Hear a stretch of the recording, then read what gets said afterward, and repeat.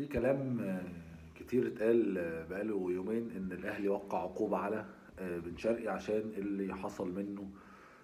وهو خارج في ماتش جد انه خرج شاط الازازه، ماسك الازازه راح حابتها وراح مش عارف راح فين وقعد يبرطم بالكلام كده. وفي اخر الفيديو المخرج كمان فضل مركز معاه قوي يعني مش عايز يقطع من عليه.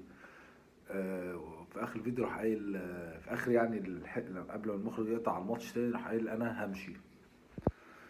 وطاهر قبليها طالع شاط الازازه برضه. ففي ناس كتير قالوا ان الاهلي هيوقع عقوبات على بن شرقي وطاهر. الحقيقه الكلام ده عار من الصحه. الاهلي نفى ان في عقوبات هتطبق على اللعيبه، على الاتنين دول يعني. وقالوا ان دي نرفزه ملعب، وده صح. مش كل حاجه تجري ورا السوشيال ميديا، لازم تحكم العقل شويه في قرارات، لان هم فعلا ما عملوش حاجه. يعني لعيب اتنرفز، اي نعم. بتعمل من حبه قبه لما عبد الله سعيد الماتش اللي قبليه خرج في ماتش الزمالك وهو متعصب برضه، قعدوا يقولوا عبد الله مش عارف ايه، وموضوع بيكبر اكتر. يعني انت كده بقى بتصدر مشاكل للزمالك وبتاع، وهتاثر عليه بقى ومش عارف يكسب عشان اللي انت بتقوله ده. فطبعا ده هطل يعني، ولكن احنا بنتكلم بالعقل.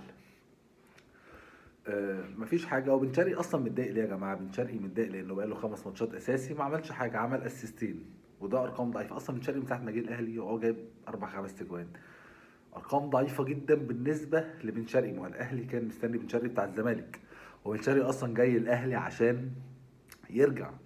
هو بن شرقي بعد ما ساب الزمالك راح قطر اتنفق يعني منتهي، فعايز يرجع نفسه. فهيرجع نفسه بفرقه جامده زي الاهلي، وده كان المتوقع. بن شرقي اصلا كواليتي عاليه جدا فعلا، ده حقيقي، وبيبان من لمسته حتى وهو وحش.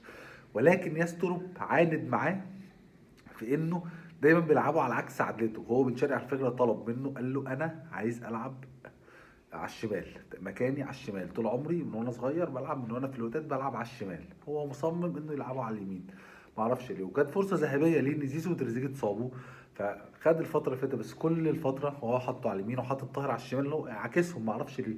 حتى ناس طلبت قال لك لو انت عايز تلعب بن شرقي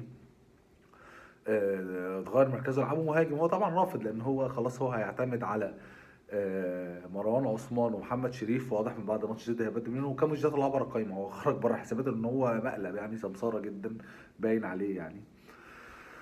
موقف بقى يسترب اصلا ايه؟ يسترب الاهلي طبعا برضه نفى ان هو يمشي. هو هيمشي الاهلي هيمشي يعني، هيمشي يسترب ليه؟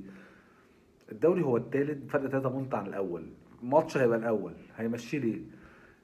يسترب يمشي في حاله الاهلي خرج من افريقيا، او الاهلي فنش ثالث في الدوري مش تاني، فمعناه انه مش هيروح افريقيا. فطبعا دي كبيره قوي. غير كده يسترب مكمل.